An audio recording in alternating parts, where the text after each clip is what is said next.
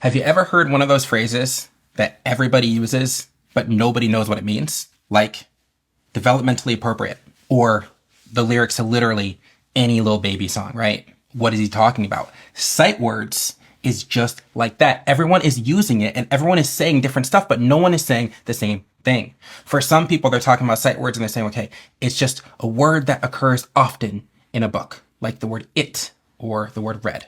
Other people are saying, okay, sight words are just those words that are challenging for kids to learn, the words that are phonetically irregular, like the word should.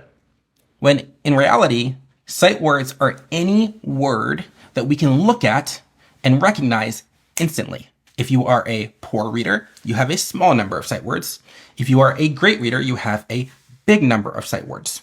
The problem, though, comes when we try to teach children to memorize sight words by looking at the whole word and just remembering them.